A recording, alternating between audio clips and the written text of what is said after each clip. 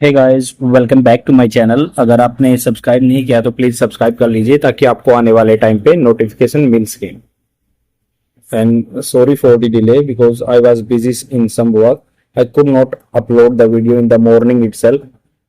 That's why right now I am explaining one article from the Hindu newspaper and that can be beneficial for your competitive exam and spoken English। ये video Hindi में रहेगा। इसकी newspaper की PDF आपको the Hindu in Telegram channel पर मिल जाएगी। जो regular मेरे फॉलोअर हैं तो उनको तो पहले ही उन्होंने डाउनलोड कर ली होगी। और आज हम जानेंगे कि कैसे एक आर्टिकल को पढ़ा जाता है जो स्पोकन इंग्लिश के लिए पर्सपेक्टिव से कवर किया जाता है। वैसे ये एग्जाम पर्सपेक्टिव से मेंस आंसर राइटिंग के लिए भी बहुत इंपॉर्टेंट है।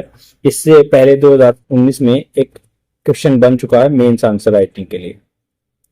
तो यहाँ पे बात करेंगे हम यूआपा के बारे में। अनलॉफुल एक्टिविटी प्रिवेंशन एक्ट 1967 में आया था और यहाँ पे बात की गई है डेमोनाइजिंग प्रोटेस्ट। डेमन होता है दैत्य, उसकी आईएनजी फॉर्म बना दी तो डेमोनाइजिंग करना, दैत्य बना देना प्रोटेस्ट को। प्रोटेस्ट क्या होता है? एक जो भी कोई भी धरना देते हैं, प्रोटेस्ट करते हैं। उमर खालिद के बारे में है जो कि सीए सिटीजनशिप अमेंडमेंट एक्ट 2019 आया था। उस टाइम पे इन्होंने प्रोटेस्ट किए थे और इनको यूआपा के अंदर जेल में डाल दिया था। Umar Khalid's right to protest, Umar Khalid का जो राइट है, हक है, right to protest should not be seen as, देखो पैसिव फॉर्म है, बी सीन एज मतलब उसको ऐसे देखा नहीं जाना चाहिए as incitement of riots, as जैसे कि इंसाइटमेंट भड़काना ऑफ राइट्स दंगों का। ए परवर्स होता है जिद्दी, अड़ियल। एक परवर्स combination of statutory restriction and judicial deference. Statutory होता है जो लॉ के द्वारा बनाए जाते हैं, पार्लियामेंट बनाती है। रिस्ट्रिक्शन बाधाएं एंड जुडिशियल डेफरेंस मतलब उसको आगे टालते रहना। Has kept former university, has verb की third form present perfect tense में आती है। उसने रखा है क्या? फॉर्मर यूनिवर्सिटी स्कॉलर जो स्कॉलरशिप में काम मतलब पढ़ रहे थे यूनिवर्सिटी के, उमर खालिद इन प्रिजन, उमर खालिद को प्रिजन में डाल दिया उसकी वजह से। फॉर ओवर 3 years, 3 वर्ष से ऊपर। इन येट अनदर, दूसरे इसमें मतलब yet another order denying him bail. Yet another मतलब फिर से एक दूसरा, फिर वो पहले कई बार अप्लाई कर चुका है, उसको मना कर रहे हैं। डिनाइंग मना कर रहे हैं बेल क्या होता है? बाहर आना जेल से। ये सेशन कोर्ट जो लोअर कोर्ट आता है वहां पे दिल्ली में, decline to change its mind, अपना उन्होंने मना कर दिया अपना माइंड चेंज करने से। ऑन अर्लियर फाइंडिंग्स, जो पहले फाइंडिंग मिली थी, सबूत मिले थे, that charge that he was part of, जो उनके चार लगे जो पार्ट हैं किसका? लार्जर कॉन्स्पिरेसी, बहुत बड़ी कॉन्स्पिरेसी का, behind the north east Delhi rights. तो नॉर्थ ईस्ट में जो दिल्ली में राइट हुए थे 2020 वाज प्राइमा फेसी मतलब मुख्य रूप से ट्रू थे, मतलब पहली नजर में देखा तो ट्रू थे। It decline to the countenance the argument that trial of the proceedings were being delayed for too long and that a July 2023 judgment on grant of bail in cases under the UAPA could support his petition for the bail। तो यहाँ पे कह रहे हैं it declined countenance का मतलब होता है, जान लेते हैं। काउंटेनेंस का मतलब होता है मुख आकृति, चेहरा, मतलब या इसको कैसे यूज कर सकते हैं? his impenetrable eyes and inscrutable countenance give little away. तो कोई भी फेशियल एक्सप्रेशन है, काउंटेनेंस बोल सकते हैं उसको। तो मतलब किसी का फेस एक्सप्रेशन जैसे होता है, मतलब इनपेनिट्रेबल जिसको आंखों को भेदा नहीं जा सकता, उसकी आंखें थी। ऐसे इनस्क्रूटेबल जिसको छाटा नहीं जा सकता, कुछ देखा नहीं जा सकता। काउंटेनेंस आंखें या facial expression give little away, उसको थोड़ा सा दूर लेगी, मतलब ऐसे है। तो सेम काउंटेनेंस जो किसी का फेस का लुक है या जो भी है, तो ये क्या कह रहे हैं कि इट डिक्लाइन टू काउंटेनेंस, उनके चेहरे पे मान लो आर्गुमेंट, उन्होंने उनके फेस पे ही या चेहरे पे ही मना कर दिया। द ट्रायल प्रोसीडिंग्स, जो ट्रायल प्रोसीडिंग्स हैं, ट्रायल क्या होता है? किसी को गलत या सही साबित करने के लिए ट्रायल लेना, न्याय विवेचन करना। प्रोसीडिंग्स जो थी, कार्रवाई थी, वर बीइंग डिलेड की गई फॉर टू लॉन्ग, बहुत लंबे टाइम तक, दैट इज जुलाई 2023, जुलाई 2023 तक। Judgement on grant of bail, जो उसके बेल की जमानत की बात थी, in cases under the UAPA act. Could support, जो सपोर्ट कर सकती थी इस पिटिशन फॉर बेल, जो किसकी पिटिशन ऑफ बेल के लिए सपोर्ट कर सकती थी, वो डिले कर दिया जानबूझकर। तो ये राइटर यहाँ पे क्रिटिसाइज कर रहे हैं। हमें दूसरा पॉइंट भी देखना पड़ेगा क्योंकि 1967 में यूआपा एक्ट आया था, जो बहुत सारे जो यहाँ पे इंडिया में उस टाइम पे नक्सलिज्म स्टार्ट हुआ था, नक्सल एरिया से नक्सलिज्म 1967 में ही स्टार्ट हुआ था in against of the UAPA. And उस टाइम पे बहुत सारे जो 1980 के पास जो है टेररिज्म भी 1985 टेररिज्म भी आने लगा था। उसी टाइम पे पीओपीटीए पोटा प्रिवेंशन ऑफ टेररिज्म एक्ट आया, और सेम ऐसे ही अब यूआपा को बार बार मैंडेट किया गया, 2004 में किया गया यूआपा को, फिर 2008 में किया गया 26/11 अटैक के बाद, फिर 2014 में और 2019 में सेम ऐसे बात की गई है कि भाई फोर्ट इंस्टीट्यूट की बजाय बैंक ऑन अर्लियर, बैंक मतलब डिपेंड रहना अर्लियर ऑर्डर्स पे डिनाइंग हिम में बेल, जो डिनाई कर रहे थे specially Delhi high court 2022 verdict, Delhi high court का 2022 का फैसला था that agreed with the Delhi police claim, जो कि दिल्ली पुलिस के क्लेम के साथ एग्री था दैट राइट्स वर ऑर्केस्ट्रेटेड मतलब प्लान किए गए थे कॉन्स्पिरेशनल षड्यंत्र मीटिंग्स के लिए, and even though there is a nothing more than WhatsApp chats on the organising road blockades to substantiate it, मतलब व्हाट्सएप चैट ही थी, कोई ऐसा सब्सटेंशिएट नहीं था कि कोई ऑर्केस्ट्रेटेड कर रहे हैं, कोई प्लानिंग वगैरह। राइटर मतलब इसको इनोसेंट दिखा रहे हैं पर्टिकुलर बंदे को, और इवन दो फिर भी there is nothing more than that WhatsApp chats थी जिसमें बताया गया था कि रोड ब्लॉक करने हैं, उसको सब्सटेंशिएट उस बात को प्रमाणित करने के लिए, सब्सटेंशिएट करने के लिए bail hearings have been interminably long. तो कह रहे हैं बेल हियरिंग्स को जो जमानत के जो सुननी थी हियरिंग थी हैज बीन इंटरमिनेबली लॉन्ग, बहुत बार बार में जानबूझकर बहुत लंबी खींच दी गई थी। इंटरेबली का एग्जांपल जान लेते हैं कैसे यूज कर सकते हैं।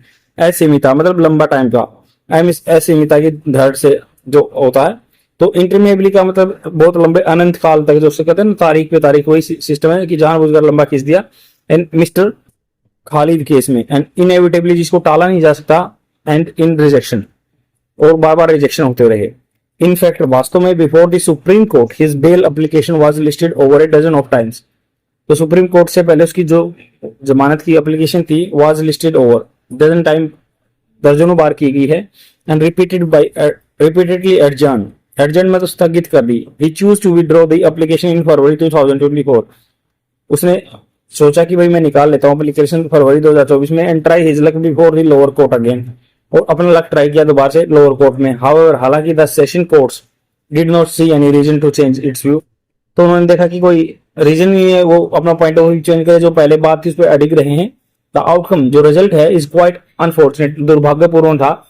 एज वाइल ग्रांटिंग बेल इन 2021, तो जब ग्रांट कर रहे थे बेल 2021 में टू 3 अदर एक्टिविस्ट, जो अदर एक्टिविस्ट थे इम्प्लीकेटेड मतलब सम्मिलित थे इसी चीज में, उन पे दोष लगाए हुए थे in Delhi riots case. The Delhi high court had looked at the available evidence, उसने अवेलेबल जो उस टाइम पे प्रेजेंट थे एविडेंस सबूत उन पे देखा, and rule that none of them had been specially accused of any terrorist, तो उनमें से नन ऑफ देम उनमें से कोई भी नहीं हैड बीन मतलब पुराने टाइम की बात है, पास्ट परफेक्ट कंटिन्यूअस टेंस, उनमें से किसी पे भी एक्यूज नहीं किया गया था specifically accuse of any terrorist or act or plot or any preparatory to it, या कोई टेररिस्ट अटैक किया उसकी प्लानिंग नहीं कर रहे थे।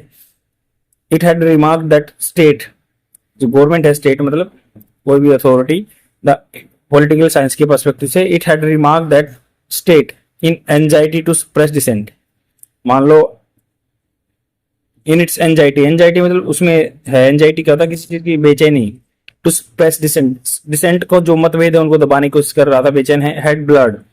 हैड ब्लड मतलब धुंधला कर दिया, एम्बिगुअस कर दिया the line between the constitutionally guaranteed right to protest, या कॉन्स्टिट्यूशन में गारंटीड है राइट टू प्रोटेस्ट, जो है आर्टिकल 19 में पीसफुली प्रोटेस्ट करने का राइट है, freedom of speech and expression जो आता है फंडामेंटल राइट में, एंड टेररिस्ट एक्टिविटी जो यूआईपी के अंडर टेररिस्ट एक्टिविटी होते हैं उनकी जो एक लाइन है उसको क्रॉस कर दिया। द अटेम्प्ट टू कॉन्फ्लिक्ट मिलाना, ट्राई किया है मिलाने के लिए, organisation of the protest against the amendment to the citizen law with the riots resulted in the police invoking UIP without justification. यहाँ पे कह रहे हैं कि भाई अमेंडमेंट किया गया सिटीजनशिप लॉ में 2019 में, जो सिटीजनशिप अमेंडमेंट एक्ट है विद राइट्स, वहां पे दंगे हुए, resulted in the police invoking, police ने इन्वोक कर दिया, आह्वान कर दिया यूआईपी का without justification. UIP bars the grant to bail, UIP act में ऐसा है कि वो मना करती है बेल देने से, बार मतलब रोकती है ग्रांट देने से बेल को, जमानत को, if the court is of the view, court का ये पॉइंट ऑफ व्यू है that allegation against a suspect, allegation जो दोष हैं अगेंस्ट किसी के खिलाफ सस्पेक्ट के आर प्राइमरी फेसी ट्रू, मुख्य रूप से ट्रू हैं।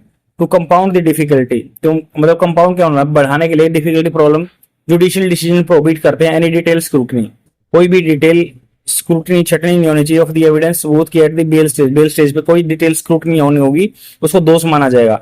एंड मैंडेट और कंपलसरी बना देता है एक्सेप्टिंग दी प्रोसिक्यूशन केस, प्रोसिक्यूशन जो दोष लगाता है एलिगेशन लगाता है उसकी केस को एक्सेप्ट किया जाएगा बेस्ड ऑन इट्स किसके बेस पर, इट्स ब्रॉड प्रोबेबिलिटी, इसमें संभावना की ज्यादा है। जो यूआपा एक्ट में क्या होता है, वैसे तो हमारे कोर्ट में क्या कहते हैं, जो bail is norm and jail is exception, but जो यूआपा के अंदर एक्ट होता है अनलॉफुल एक्टिविटी प्रिवेंशन एक्ट के अंदर केस जो होता है प्रोसिक्यूशन को ट्रू माना जाता है और जो रिप्रेजेंट करता है उसको गिल्टी माना जाता है। और दिस लॉ स्टैंडर्ड इनेबल योग्य बनाता है द पुलिस रिपीटेडली अचीव करती है success in opposing bail to dissenter, जो मतभेद करने वाले हैं उनको बेल नहीं देती है, डिसफेवर्ड को जो गवर्नमेंट के फेवर में नहीं है। उमर खालिद कंटिन्यू किया अनजस्ट इनकार्सरेशन, मतलब न्याय संगत कैद इनकार्सरेशन रिप्रेजेंट करती है ट्रेंड, एक ऐसा ट्रेंड है जो as a abrasion of the criminal justice system. Abrasion मतलब घिसाई हो गई है, पुराना हो गया ये अबरेशन इसमें आ गया, a system that sometimes bats for the personal liberty, एक ऐसा तंत्र एक सुविधा दैट समटाइम्स कई बार क्या करती है बैट्स करती है फॉर पर्सनल लिबर्टी को, ऑल्सो डेमोनाइज करती है प्रोटेस्टर को एंड अलाउ करती है अनवांटेड अरेस्ट, बिना चाहे हुए अरेस्ट हो जाते हैं। Routinely denied bail to the indefinitely postpone bail hearings, वो बेल हियरिंग्स को बार बार पोस्टपोन कर दिया जाता है। तो ये पूरा आर्टिकल जो है यूआपा का है और ये बात कर रहा है कि भाई उमर खालिद को बेल मिलनी चाहिए, उसके बारे में लिखा गया है। हालांकि इसका दूसरा पॉइंट ऑफ व्यू भी है कि इंडिया में बहुत सारे प्रोटेस्ट हुए हैं और नक्सलिज्म को फॉलो किया, मतलब फेस किया इंडिया ने 1967 में। 1985 से पाकिस्तान से टेररिस्ट आए हैं, जैसे मोहम्मद है या और अलग भी ऑर्गेनाइजेशन है जो कि इंडिया को बांटने की कोशिश करते हैं और सेसेशनिस्ट पॉलिसी को जो आदमी प्रोपोनेंट हैं सपोर्टर हैं उनके खिलाफ ये एक्ट लेके आए थे 1967 में। और इसमें एक वे फॉरवर्ड ये होगा कि दोनों चीज में बैलेंस बना के चलना है, then only we will to curb such type of things and हमें ह्यूमन राइट्स का भी ध्यान रखना है, दोनों में एक सामंजस्य बना के रखना है, सिंक्रोनेशन बना के रखना है। आई होप आपको समझ में आया होगा, शेयर जरूर कर देना, छोटा एंड इंपॉर्टेंट आर्टिकल है एग्जाम पर्सपेक्टिव से। बाय।